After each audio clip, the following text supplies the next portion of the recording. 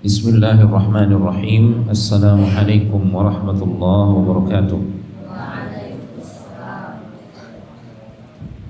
Alhamdulillahi wa kafa wassalatu wassalamu ala nabiyil mustafa wa ala alihi wa sahbihi wa man sara ala nahjihi waktafa. Ashhadu an la ilaha illallah wahdahu la sharika lah wa ashhadu anna Muhammadan abduhu wa rasuluh. يا أيها الذين آمنوا اتقوا الله حق تقاته ولا تموتن إلا وأنتم مسلمون يا أيها الناس اتقوا ربكم الذي خلقكم من نفس واحدة وخلق منها زوجها وبث منهما رجالا كثيرا ونساء واتقوا الله الذي تساءلون به والأرحام إن الله كان عليكم رقيبا يا أيها الذين آمنوا اتقوا الله وقولوا قولا سديدا يصلح لكم أعمالكم ويغفر لكم ذنوبكم ومن يطع الله ورسوله فقد فاز فوزا عظيما. Jamaah yang semoga senantiasa dirahmati Allah Subhanahu wa taala. Kita bersyukur kepada Allah Subhanahu wa ta'ala yang masih memberikan kita kesempatan dengan waktu luang dan kesehatan, sehingga kita kembali bisa berkumpul di salah satu rumah Allah Subhanahu wa ta'ala dalam rangka melakukan salah satu ibadah yang paling tinggi nilainya di sisi Allah Subhanahu wa taala, yaitu ibadah bertafaqquh fid din, ibadah menuntut ilmu agama Allah tabaraka wa taala.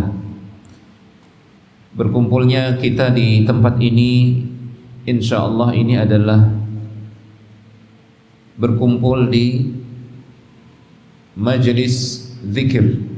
Sebaik-baik majelis zikir adalah majelis yang di situ Allah Subhanahu wa taala diingat, ayat-ayat Allah Subhanahu wa taala dibacakan, dan sabda-sabda Rasulullah sallallahu alaihi wasallam dijelaskan dan dipelajari.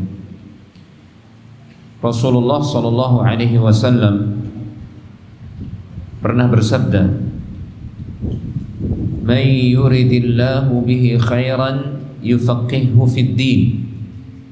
Siapa saja yang Allah inginkan kebaikan untuknya, maka Allah Subhanahu wa taala akan jadikan dia faham tentang ilmu agama Allah Subhanahu wa taala. Maka semoga keberadaan kita di tempat ini, semoga ini tanda bahwasanya Allah Subhanahu wa taala menginginkan kebaikan untuk kita. May yuridillahu bihi khairan, siapa yang Allah inginkan untuknya kebaikan, maka Allah jadikan dia berilmu atau faham tentang agama Allah Subhanahu wa taala. Kebaikan yang dimaksudkan dalam hadis ini bersifat umum jemaah. Semua kebaikan. Kebaikan dalam rumah tangga kita, kebaikan dalam hubungan orang tua dan anak. Banyak di zaman ini hubungan antara orang tua dan anak itu retak, bahkan putus silaturahmi. Berarti tidak ada kebaikan. Jangan-jangan penyebabnya adalah karena tidak pernah hadir di majelis ilmu, majelis seperti ini. Karena dengan hadir di majelis seperti ini, Allah Subhanahu wa taala menjanjikan kebaikan, termasuk kebaikan pada rizki kita, kebaikan pada rumah kita, kebaikan di tempat kita bekerja. Allah Subhanahu wa taala akan curahkan keberkahan, kemudahan. Karena duduk di majelis ilmu seperti ini menuntut ilmu agama Allah Subhanahu wa taala ini adalah cara terbesar untuk mencapai takwa. Jalan terbesar, jalan tercepat dan termudah untuk mencapai takwa adalah dengan menuntut ilmu agama Allah Subhanahu wa taala. Dan kalau kita sudah mencapai derajat takwa itu, maka semua janji Allah Subhanahu wa taala untuk hamba-hambanya yang bertakwa itu akan kita dapatkan. Allah Subhanahu wa taala misalkan menjanjikan di dalam Al-Qur'an, "Wa may yattaqillaha yaj'al lahu makhraja." Siapa yang bertakwa kepada Allah Subhanahu wa taala, Allah akan jadikan untuknya jalan keluar. Kalau dia sedang susah, banyak masalah, Allah kasih jalan keluar. Dengan syarat dia jadi orang bertakwa. Dan syarat untuk jadi orang bertakwa adalah berilmu, punya ilmu tentang agama Allah Subhanahu wa taala. Mana yang dicintai oleh Allah, mana yang disuruh kita oleh Allah kita kerjakan, mana yang dibenci oleh Allah, yang dilarang kita oleh Allah Subhanahu wa taala kita jauhi. Nah, ini kita butuh ilmu. Wa yaj'al lahu, wa may yattaqillaha yaj'al lahu min amrihi yusra. Wa may yattaqillaha yaj'al lahu makhraja wa yarzuqhu min haitsu la yahtasib. Siapa yang bertakwa kepada Allah Subhanahu wa taala, Allah akan berikan dia rizki dari arah yang tidak disangka-sangka. Kalau gaji bulanan itu sudah kita bisa taksir, sudah bisa kita tebak dia jumlahnya dan kapan kita dapat, sudah ketahuan. Tapi kalau rizki dia datang tiba-tiba tanpa diharapkan, walaupun dia sedikit itu terasa berharga sekali, terasa nikmat. Maka siapa yang ingin mendapatkan rizki dari arah yang tidak disangka-sangka, hendaklah dia bertakwa kepada Allah Subhanahu wa taala. Lagi-lagi syarat takwa adalah ilmu. Wa may yattaqillaha yaj'al lahu min amrihi yusra. Dalam ayat lain Allah Subhanahu wa taala berfirman, siapa yang bertakwa kepada Allah, Allah akan jadikan urusannya mudah. Sesulit apapun masalah urusan kita, Allah akan jadikan dia mudah. Yang penting kita bertakwa kepada Allah Subhanahu wa taala. Bahkan urusan yang menurut manusia mustahil, tidak ada yang mustahil bagi Allah Subhanahu wa taala, mudah bagi hambanya yang bertakwa kepada Allah Subhanahu wa taala. Wa may yattaqillah yukaffir anhu sayyi'atihi wa yu'zim lahu ajra. Siapa yang bertakwa kepada Allah Subhanahu wa taala, Allah akan hapuskan dosa-dosanya, kesalahannya, dan Allah akan lipat gandakan pahala untuknya. Allah akan berikan dia pahala yang besar sekali. Namun kembali syarat takwa adalah kita berilmu. Kita tahu apa yang harus kita lakukan di dunia ini sebagai hamba Allah Subhanahu wa taala. Itu intinya. Makanya kalau kita ingin berkah hidup kita, sering-sering datang ke majelis ilmu seperti ini. Semoga Allah Subhanahu wa taala memberikan kita keistiqamahan, memberikan kita umur yang panjang yang berkah. Kita gunakan untuk taat kepada Allah, kita gunakan untuk terus mengkaji ilmu Allah Tabaraka wa taala dari Al-Qur'an maupun dari hadis-hadis Rasulullah sallallahu alaihi wasallam. Jemaah yang dimulakan Allah Tabaraka wa ta'ala, kembali kita lanjutkan pengajian kita membahas tentang a'malul qulub, amalan-amalan qalbu. Pada kesempatan kali ini biiznillah, dengan memohon taufik dari Allah Subhanahu wa ta'ala, kita bahas salah satu amalan hati, yaitu al-wara'. Al-wara'. Apa itu al-wara'? Al-wara' kalau secara bahasa para ulama mengatakan innahul kaffu amma la yanbaghi. menahan diri dari sesuatu yang tidak layak, tidak pantas. Itu makna wara secara bahasa. Adapun secara istilah, maka yang dimaksud al-wara kata para ulama adalah huwa tarku ma yukhsha dararuhu fil akhirah. Meninggalkan segala sesuatu yang kita khawatirkan akan mendatangkan mudarat nanti di akhirat. Nah, ini boleh jadi sesuatu yang haram. Sesuatu yang haram, maka wajib kita bersifat wara di situ. Wajib kita tinggalkan. Boleh jadi dia samar-samar. Kita tidak tahu apakah dia ini halal ataukah haram. Nah, ini juga dianjurkan, bahkan harus kita meninggalkannya. Ini yang namanya wara. Wa qad yakunu min babit tawassu' fil mubah, atau berlebih-lebihan di dalam perkara yang mubah. Ya. Misalkan dia cukup makan kenyang sepiring, tapi dia makan 3 piring. Akhirnya kekenyangan, tidur terlalu pulas, kelewatan waktu sholat. Maka orang kalau dia sudah cukup kenyang dengan 1 piring, dia tidak memaksa dirinya 2-3 piring, maka ini orang yang wara namanya. Ya. Santri-santri misalkan ya, di asrama atau mau pergi ke tempat wudu, bingung cari sendalnya, atau sendalnya agak jauh sedikit, akhirnya pakai sendal temannya tanpa izin. Nah, kalau dia berusaha untuk tidak menggunakan sendal temannya tanpa izin, maka ini termasuk wara. Termasuk wara yang ditekankan. Perkara-perkara yang mubah, yang hukumnya boleh, kalau dia berlebihan, maka dikhawatirkan itu bisa mengantarkan seseorang pada perkara yang makruh atau bahkan yang haram.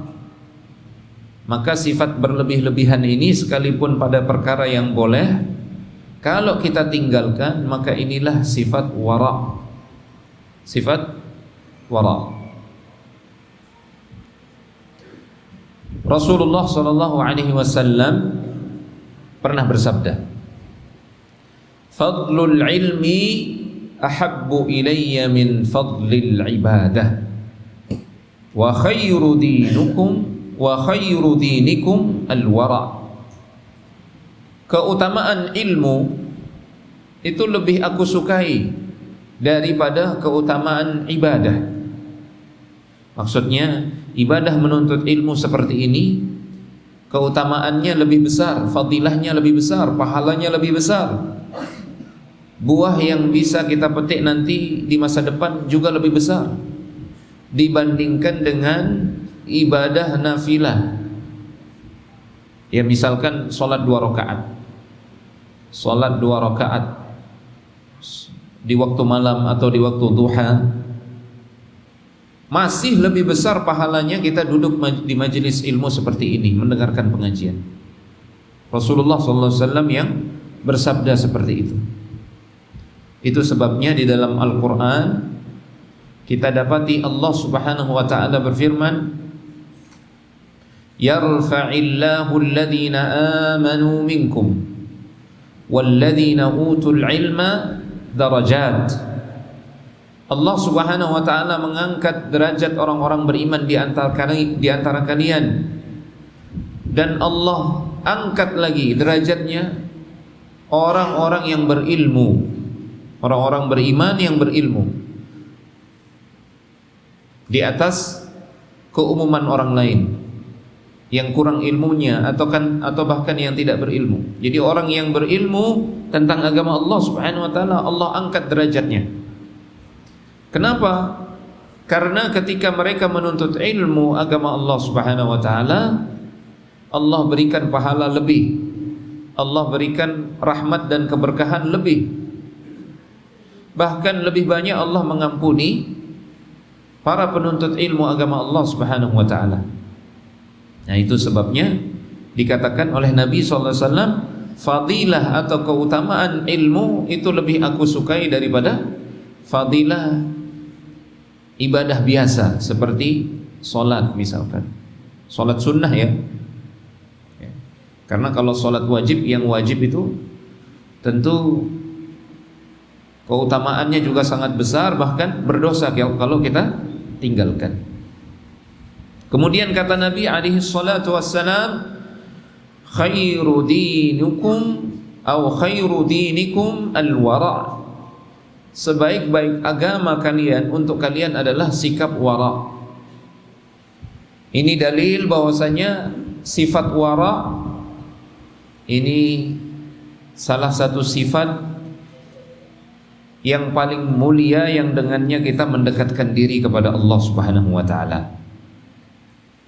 Rasulullah sallallahu alaihi wasallam juga pernah bersabda kepada Abu Hurairah, "Ya Abu Hurairah, Abu Hurairah, kun wari'an takun 'abdan nas, takun a'badan nas."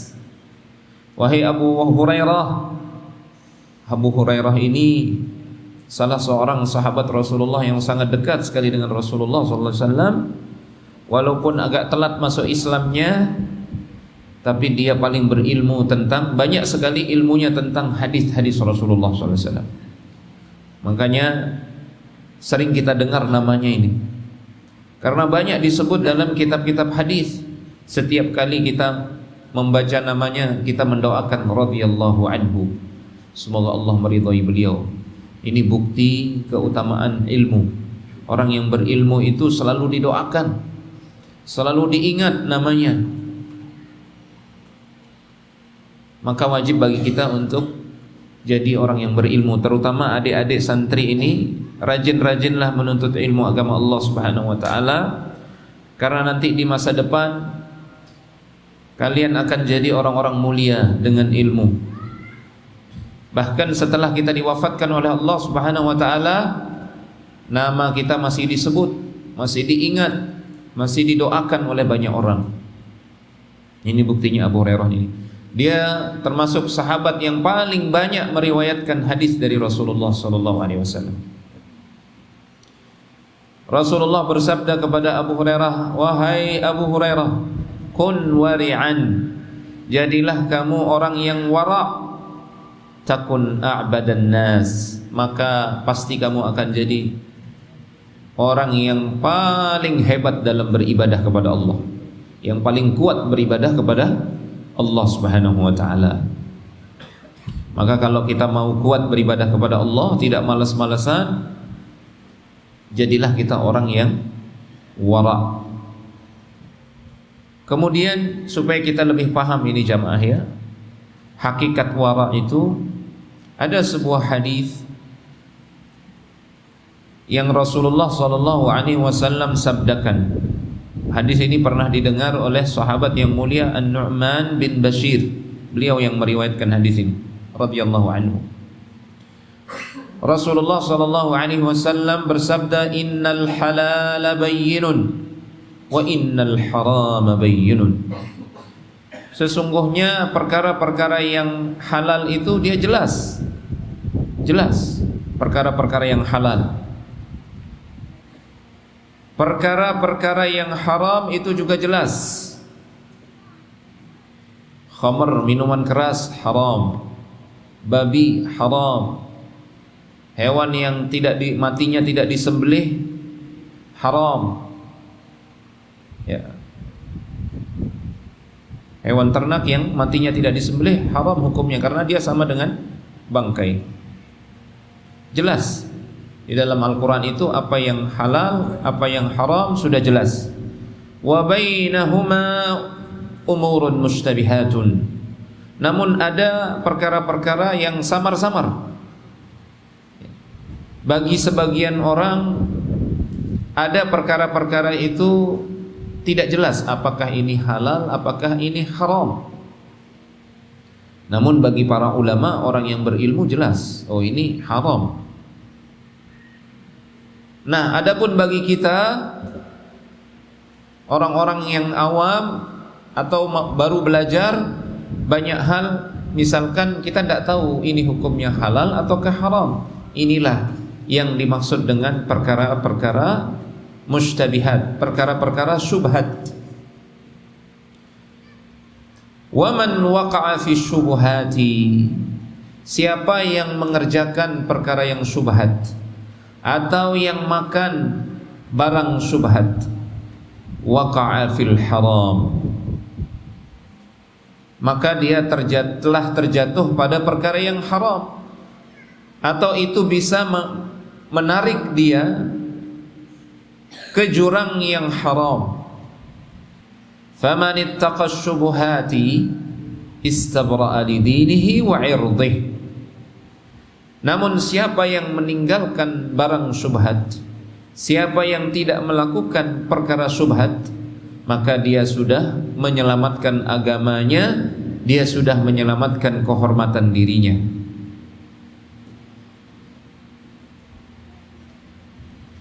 Maka Nabi SAW sekali lagi jamaah di sini menyebutkan 3 hal. Perkara halal ini sudah jelas. Perkara yang haram ini juga sudah jelas. Banyak kita bisa ketahui di dalam Al-Quran ataupun dari apa yang dilarang kita oleh Rasulullah SAW, maka itu yang diharamkan. Kemudian yang ketiga adalah al-mushtabih alladhi yakhfa ala kathirin minan nas, perkara-perkara syubhat yang banyak tidak diketahui oleh orang. Banyak orang yang tidak tahu ini apakah halal, apakah haram, sehingga dia ragu-ragu. Dia ragu-ragu apa hukumnya ini. Maka kalau ragu-ragu, lebih baik ditinggalkan. Lebih baik ditinggalkan dan tidak dikerjakan. Wa tamamul wara'i an ya'lamal insanu khairal khairaini wa syarras syarraini. Orang yang sempurna waraknya adalah orang yang tahu mana yang terbaik dari semua yang baik. Misalkan dikasih pilihan dia, dua-duanya baik, tapi dia bisa pilih yang terbaik. Atau dia dikasih pilihan, tidak ada pilihan ketiga, dua-duanya ini buruk, dia bisa memilih yang paling kecil keburukannya. Ini orang yang warak seperti itu. Yang namanya warak juga adalah ketika kita meninggalkan perkara-perkara yang meragukan. Nabi SAW bersabda, "Da' ma yaribuka ila ma la yaribuka." Tinggalkan perkara yang meragukanmu, kerjakan apa yang tidak meragukan. Kerjakan apa yang tidak meragukan. Contoh niki nggih, dalam urusan fikih, hukum fikih misalkan kita ingat kita sudah wudu, kita sudah berwudu untuk sholat maghrib, yakin kita sudah berwudu. Tapi menjelang sholat isya ragu-ragu kita, apakah wudu kita sudah batal atau tidak. Secara hukum fikih boleh kita sholat ya tanpa berwudu, karena kita yakin tadi waktu maghrib kita sudah berwudu. Hanya saja kita ragu-ragu apakah wudu kita batal ataukah tidak. Secara hukum boleh-boleh saja, sah-sah saja, langsung sholat isya. Tapi orang yang warak, dia apa yang dia lakukan? Dia berwudu lagi. Itu sikap wara' namanya. Jelas? Nah, karena Nabi SAW bersabda, "Da' ma yaribuka ila ma la yaribuka." Tinggalkan apa yang meragukanmu, kerjakan apa yang tidak meragukanmu. Contoh lain misalkan, kita sholat isya berapa rakaat? 4 rakaat. Kita ragu-ragu, apakah ini sudah 3 rakaat ataukah sudah 4 rakaat? Ragu-ragu, sudah 3 atau sudah 4? Maka orang yang wara adalah yang menganggap dirinya baru mengerjakan 3 rakaat. Berarti dia tambah 1. Jelas? Ini sikap wara. Sikap wara juga pernah dicontohkan oleh Nabi SAW. Beliau pernah menemukan di rumah beliau itu ada jatuh sebiji kurma, sebutir kurma. Pingin beliau makan, tapi beliau tidak mau makan. Padahal kurma ini ada di rumah beliau.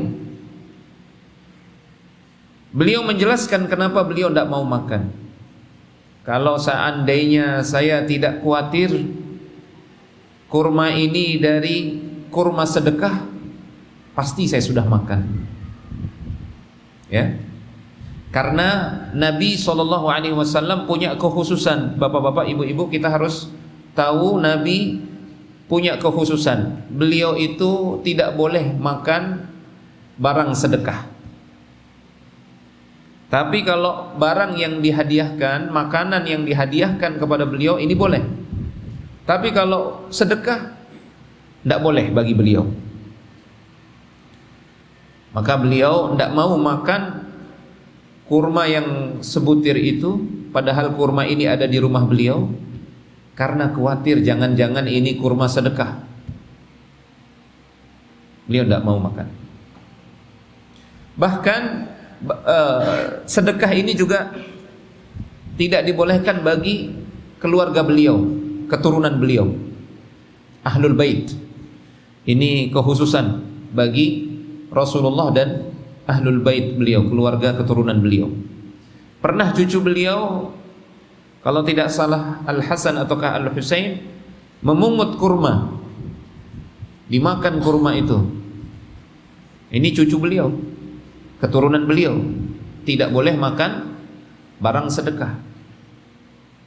Maka Nabi SAW disuruh keluarkan kurma yang dimakan ini, dimakan oleh cucunya ini. Padahal belum tentu juga itu kurma sedekah. Ya, boleh jadi itu kurma yang dibeli oleh istri beliau, boleh jadi itu kurma yang dihadiahkan. Tapi karena ini adalah sikap wara', meninggalkan yang meragukan, mengerjakan apa yang menenangkan jiwa.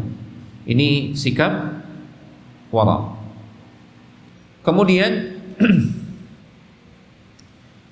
sikap wara' yang wajib itu adalah pada perkara-perkara yang haram, jelas, ya. Kalau jelas makanan, minuman itu haram, maka wara' di sini wajib, harus kita tinggalkan. Karena makanan dan minuman yang haram ini, jamaah, dampaknya sangat dahsyat sekali, sangat mengerikan dampaknya. Orang yang ahli salat, orang yang ahli puasa, banyak dia membaca Al-Quran, sering dia berdoa, doanya tidak akan dikabulkan kalau masih dia makan makanan yang haram, kalau masih dia minum dari minuman hasil yang haram, kalau masih ada hartanya yang dia pakai makan dan minum harta yang haram, doanya tidak diijabah oleh Allah Subhanahu wa taala. Disebutkan oleh Rasulullah sallallahu alaihi wasallam, "Dzakara ar-rajula yutilu as-safar." Rasulullah sallallahu alaihi wasallam pernah bercerita tentang seorang laki-laki yang sedang bepergian jauh, sedang safar. Kehabisan bekal dia. Ash'atha aghbara, yamuddu yadayhi ila as-sama', kekurangan bekal, perjalanan jauh, keluarga jauh, tidak ada teman, pakaiannya berdebu, rambutnya berdebu, susah dia. Nah, orang yang seperti ini seharusnya doanya mustajab, karena salah satu doa yang mustajab adalah doa musafir. Apalagi musafir yang sangat membutuhkan. Itu kalau dia berdoa, doanya mustajab. Dan orang ini disebutkan oleh Rasulullah, yamuddu yadayhi ila sama, dia angkat tangannya tinggi ke langit. Ini juga salah satu sebab terkabulnya doa, mengangkat tangan. Kemudian dia berdoa, dia memanggil Allah, ya Rabbi, ya Rabbi. Ya, menyebut-nyebut nama Allah Subhanahu wa taala, ini juga salah satu sebab terkabulnya doa. Tapi Rasul sallallahu alaihi wasallam mengatakan, wa mat'amuhu haram, wa malbasuhu haram, wa ghudhiya bil haram, fa anna yustajabu lah. Tapi makanannya dari sumber yang haram, minumannya dari penghasilan yang haram, pakaiannya juga dari penghasilan yang haram. Bagaimana mungkin doanya akan dikabulkan oleh Allah Subhanahu wa taala? Fa anna yustajabu lidzalik. Maka sikap wara' ini juga menjadi sebab doa kita terkabul, jamaah. Coba diingat-ingat, kalau kita sering berdoa dan merasa doa kita belum dikabulkan oleh Allah, jangan-jangan pada makanan dan minuman kita ada hasil yang haram. Ini peringatan terutama bagi bapak-bapak sebagai kepala rumah tangga yang punya tanggung jawab dan kewajiban menafkahi. Wajib untuk selektif, wajib untuk memeriksa penghasilan kita, apakah ada dari sumber yang haram ataukah tidak. Kalau masih ada, tinggalkan. Ini adalah sikap wara'. Karena itu nanti akan berdampak kepada keluarga. Kalau kita melihat istri tidak mau taat, anak durhaka, boleh jadi sebab terbesarnya itu adalah karena bapaknya memberikan dia makanan dari hasil yang haram. Bapaknya membelanjakan dia minuman dan pakaian dari harta yang haram. Na'udzubillah. Bahkan daging yang tumbuh dari harta yang haram, fannaru aula bih, neraka yang paling pantas untuk memakan daging tersebut, kata Rasulullah SAW. Jadi kita bersikap wara' itu dalam perkara apa saja, jamaah? Yang pertama, tarkul muharramat, meninggalkan semua yang haram. Ini wajib kita bersikap wara'. Kemudian yang kedua, tarkul makruhat, meninggalkan perkara-perkara yang makruh. Ini juga termasuk sikap wara'. Ya. Banyak orang mengatakan rokok itu hukumnya makruh. Nah, kalau mau jadi orang yang wara', tinggalkan rokok. Tinggalkan rokok. Karena salah satu makna wara' adalah meninggalkan yang makruh. Lagi pula makruh itu kalau dari segi bahasa, makruh artinya apa, jemaah? Sesuatu yang dibenci, sesuatu yang tidak disukai, dibenci. Kemudian yang ketiga, fi'lu ma yushakku fi wujubihi wa tarku ma yushakku fi tahrimihi. Kita mengerjakan sesuatu yang kita ragu-ragu, apakah ini wajib ataukah boleh-boleh saja, kita kerjakan dia. Ini juga wara'. Kita ragu-ragu apakah ini wajib ataukah sekedar sunnah, tapi tetap kita kerjakan. Ini juga namanya wara'. Ya. Seperti orang yang misalkan membayar zakat. Ketika dia membayar zakat, sudah dia hitung detail, dia hitung. Oh, sekian dia wajib bayar zakatnya misalkan 1 juta setelah dihitung-hitung, tapi ada keraguan di dalam hatinya, jangan-jangan ada yang kelolosan belum saya hitung, maka dia lebihkan zakatnya, dia lebihkan misalkan 1,5, maka ini juga termasuk sifat wara. Dia lebihkan karena dia ragu-ragu, jangan-jangan ada yang kelolosan, tidak kena hitung zakat. Atau meninggalkan sesuatu yang dia ragu, apakah ini makruh ataukah haram? Ragu dia, ini makruh ataukah haram? Contoh tadi rokok itu, karena banyak juga ulama, orang-orang berilmu, apalagi ahli-ahli kesehatan yang mengatakan selayaknya rokok itu dia hukumnya haram. Tapi ada orang yang mengatakan hukumnya makruh. Maka jadi ragu-ragu dia, ini haram atau makruh. Tapi yang terbaik bagi dia adalah dia tinggalkan. Maka dia sudah mengambil sifat atau mengambil sikap wara. Orang yang seperti ini wara, berpahala dia, pahalanya besar kalau dia bersikap wara. Termasuk sikap wara juga jamaah sekalian yang dimuliakan Allah Subhanahu wa taala, meninggalkan sesuatu yang halal dan mubah kalau kita khawatirkan itu bisa menarik kita kepada sesuatu yang haram. Contoh bapak-bapak ini dan terutama juga santri, jangan begadang. Begadang memang secara hukum begadang itu ya boleh-boleh saja. Tapi orang kalau dia meninggalkan begadang karena khawatir nanti kalau saya begadang saya kelolosan sholat subuh, maka dia wara, bersikap wara, dia dapat pahala tidak begadang.